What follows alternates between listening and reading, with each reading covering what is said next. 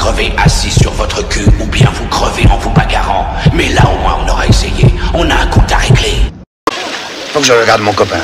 Il va tirer la langue à la fille. Ah, regarde ça. Aïe, cognon. T'es malade? T'as vu ce qui est arrivé à ce type? Hey! C'est si j'étais un homme correct, Allez, tu viens, t'es toi, débrouillé, viens, tu viens, sais. viens, trop balèze pour toi, ramène-toi. Viens, viens, dis pas ça à la fille, viens. Connasse. Qu'est-ce que je t'avais dit? Lesbienne. Mais dis ce que je t'avais dit. Dans ce pays, il faut d'abord faire le fric. Et quand tu as le pognon, tu as le pouvoir. Et quand tu as le pouvoir, tu as toutes les bonnes femmes.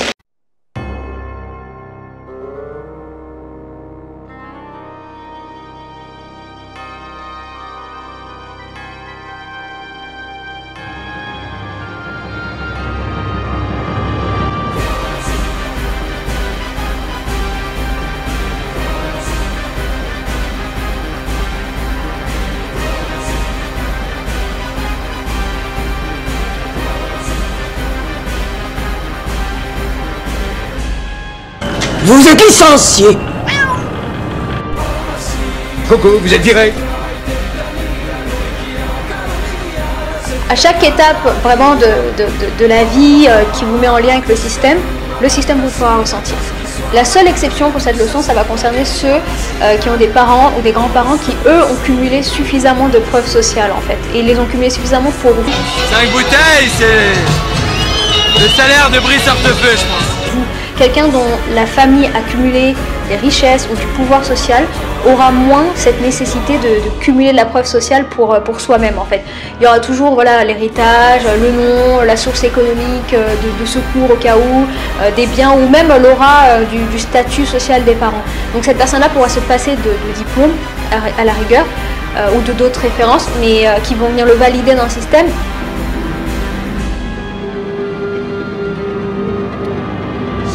Pour la jeunesse dorée, les difficultés des autres, c'est un bon prétexte pour s'amuser.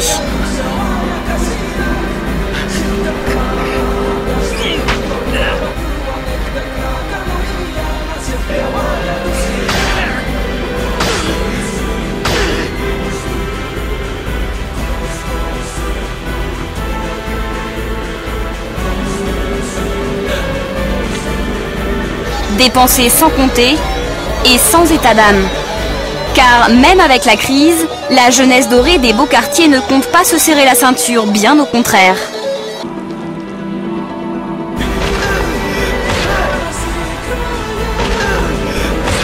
Découverte de ces jeunes riches arrogants qui, au milieu de la débâcle économique, comptent bien continuer de danser et flamber. Quelqu'un qui va se situer en haut de cette hiérarchie sociale, elle pourra mal se comporter, elle pourra dire n'importe quoi, elle pourra démontrer un manque d'intelligence, les gens la respecteront toujours et lui trouveront des qualités qu'elle n'a pas. C'est comme ça, c'est le monde qu'on a construit collectivement et c'est le système dans lequel on évolue, c'est le comportement de la norme.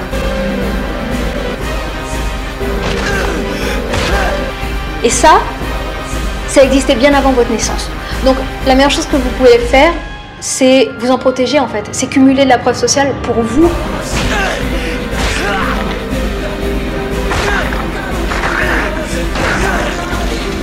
Les verres se remplissent de champagne à coups de cartes bancaires, elles aussi plaquées or.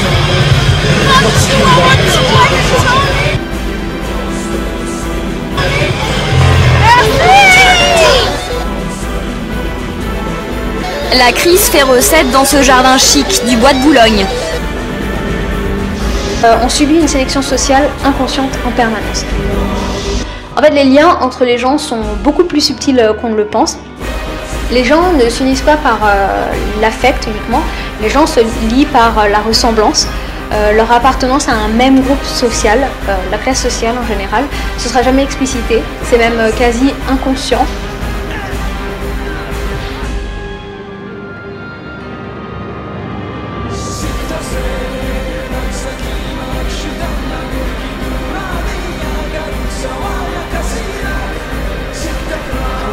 Le cumul de preuves sociales, il vous protège de ça.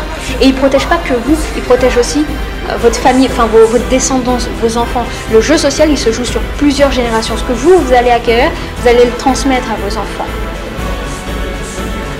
que ce soit en termes de culture, connaissance, compréhension du système.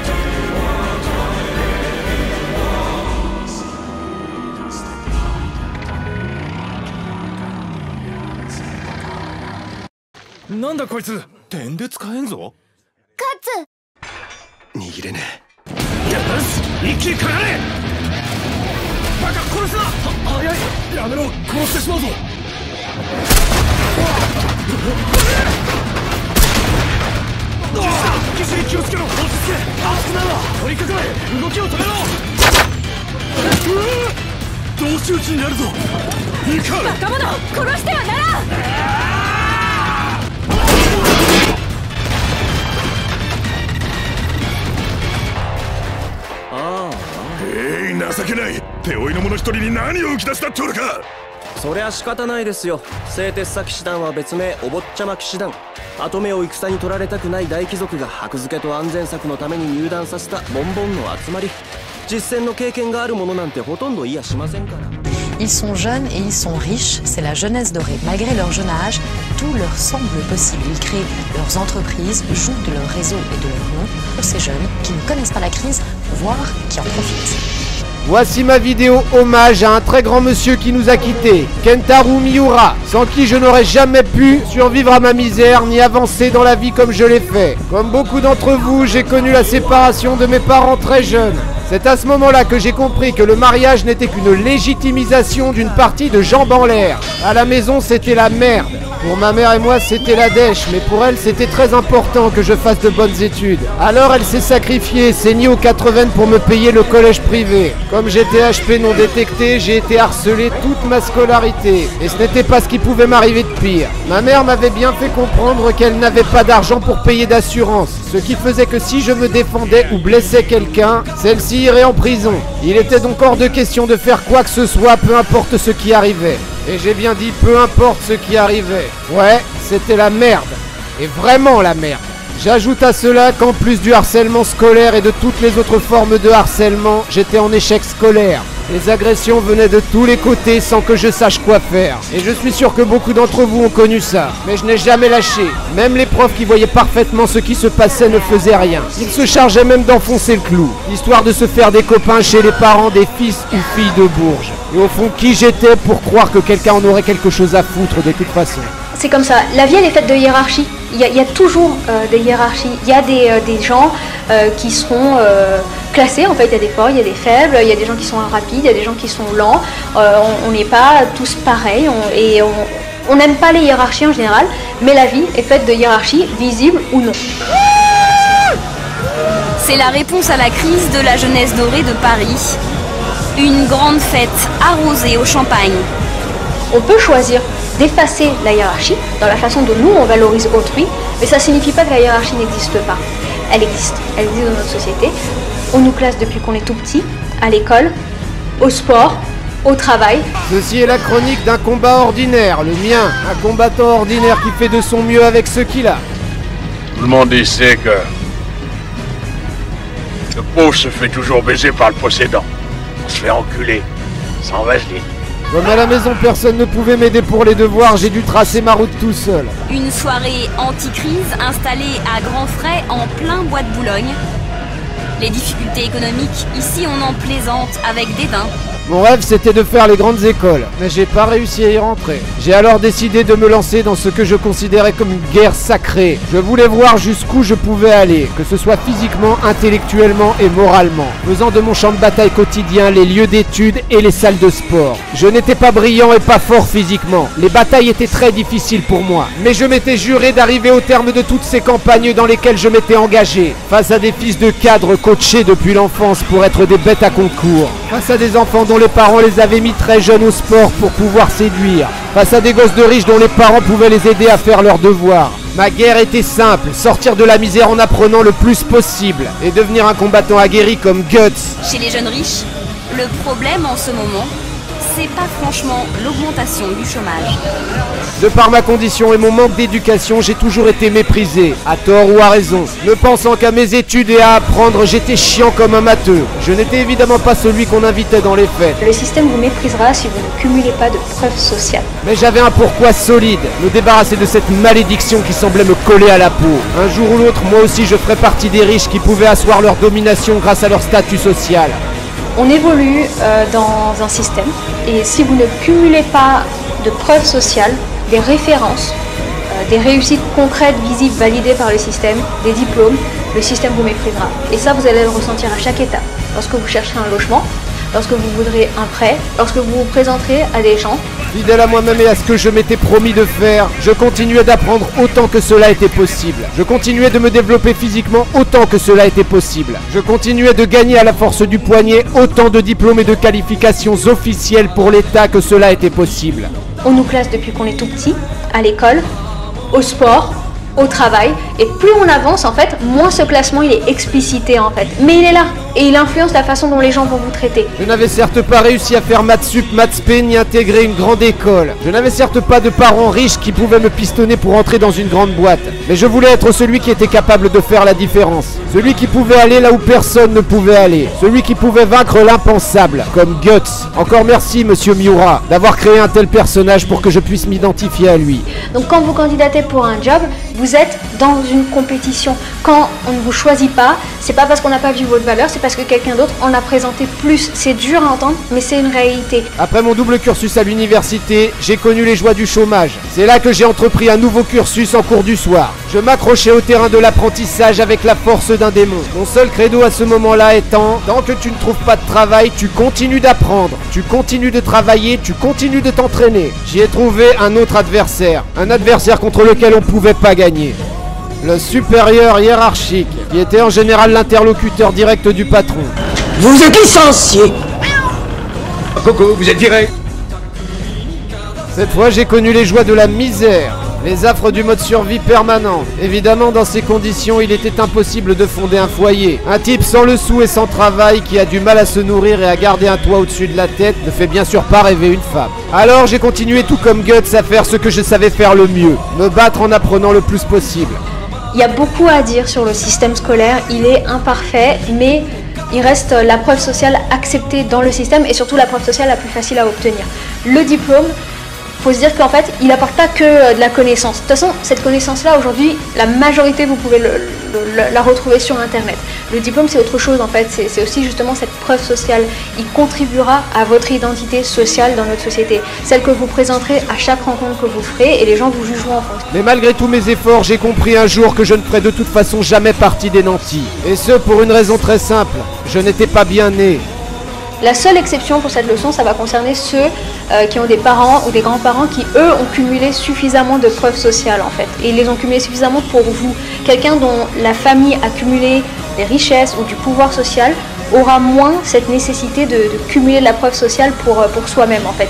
Il y aura toujours voilà, l'héritage, le nom, la source économique de secours au cas où, des biens ou même l'aura du statut social des parents. Donc cette personne-là pourra se passer de diplôme à la rigueur ou de d'autres références, mais qui vont venir le valider dans le système. Mais si vous n'avez pas ça, non, parce qu'en fait le jeu social il se joue sur plusieurs générations. Mais si c'est pas votre cas, ne négligez pas tout ce qui fait office de preuve sociale. C'est plus facile de les cumuler quand on est jeune, donc ne négligez pas les diplômes. J'ai compris alors que ma guerre serait sans fin. À l'école, on m'appelait la lopette parce que je ne me défendais pas. Les profs m'appelaient l'abruti parce que j'étais naze et que je n'avais pas de parents qui puissent m'aider à faire mes devoirs. Puisqu'apprendre était la seule chose que je savais faire, autant faire de mon mieux pour y exceller. Je voulais et je veux encore aujourd'hui qu'on ne puisse pas tester avec moi sur la solidité de mes tripes. Je veux que quand je crèverai, mon âme soit faite du sang des héros. Je ne suis qu'un type ordinaire qui va faire ses courses à Lidl, qui peine à garder un job et qui alimente les discussions des femmes lorsqu'elles parlent des mecs à éviter. Même si je n'ai rien, il me reste mon champ de bataille, ma guerre personnelle. Comme Guts, je vois mon âme comme une épée qui, si elle ne sert pas, s'abîme et rouille. Qui, si je ne la reforge pas continuellement avec un nouvel objectif pourvu d'un apprentissage, alors elle se brisera. J'essaye comme Guts d'être celui qui va au-devant de toutes les emmerdes et qui parvient à survivre. À travers chaque nouvel apprentissage, faire preuve de toujours plus de résilience. Devenir toujours plus difficile à abattre, quel que soit le terrain. des gens vous donneront de très mauvais conseils malgré eux. Ça n'en fait pas des gens mal intentionnés. Très peu de gens en fait feront cet effort, un effort mental en fait de vraiment se mettre pleinement à votre place. La plupart des conseils que les gens vous donneront ce sont des conseils qui sont vraiment des conseils biaisés en fait. Soit des conseils qui les rassurent eux-mêmes en fait sur leur propre choix, en fait sur leurs croyances, leurs certitudes, soit des conseils qui s'appliquent à eux mais pas à vous. Et il n'y a pas que ça, hein. Il y a plein d'autres biais. Parfois, les gens ils vont même pas suivre les conseils qu'ils pourraient vous donner si eux étaient dans cette situation-là. Quand je vous bourre le crâne dans mes vidéos sur l'importance d'apprendre, c'est parce que je le fais aussi. Je sais que les conseilleurs ne sont pas les payeurs. C'est pourquoi je fais très peu de vidéos, car il est hors de question de conseiller quelqu'un lorsqu'on n'a pas soi-même testé la chose. Et la majorité des gens qui vous dissuaderont de poursuivre scolairement sont soit des gens qui ont abdiqué, qui ont renoncé à leur propre ascension, et donc vont mépriser ce système scolaire, ou soit qui ont eu des privilèges dont ils n'ont pas conscience. Je ne vous fais part que de choses que je pense avoir maîtrisé un minimum pour pouvoir en parler. La finalité de tout apprentissage étant selon moi d'être confronté avec la réalité du terrain pour en tirer une expérience, c'est-à-dire quelque chose de fiable et d'utile, je veux dire de réellement utile. C'est comme ça qu'est née Motivation Extrême. La motivation faite des combats dans les tripes et le sang. Comme dans l'œuvre de Monsieur Miura, Berserk, toute grande réussite n'est selon moi pas possible sans faire de grands sacrifices. Il s'agit chaque jour, encore et toujours, d'abattre ce mur qui se trouve devant soi, et ce quitte à s'en fracasser les poings, détruire les relations toxiques qui empêchent d'avancer, devenir celui ou celle qui ne craquera pas face à la quantité de taf imposée, être celui ou celle qui fera ce qu'il y a à faire, quoi qu'il arrive, être celui ou celle qui détruira les excuses d'un coup de lame pour continuer d'avancer. Bref, un mec ou une nana capable d'assurer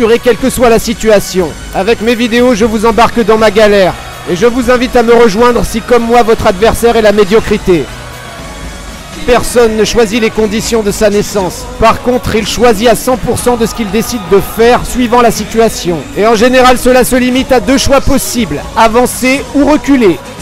Quand j'apprends, j'essaye d'être comme Guts, un type qui ne recule jamais, qui s'adapte à toute forme d'adversité, un type qui au travers de chaque coup d'épée teste les limites de son existence.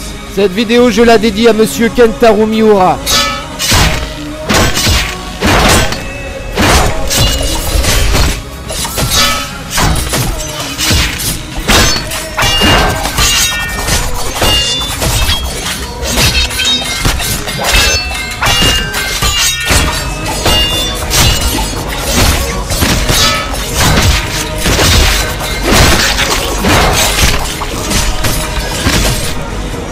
Encore merci Monsieur Miura d'avoir créé un personnage comme Guts qui m'a aidé à traverser les épreuves de la vie comme je l'ai fait.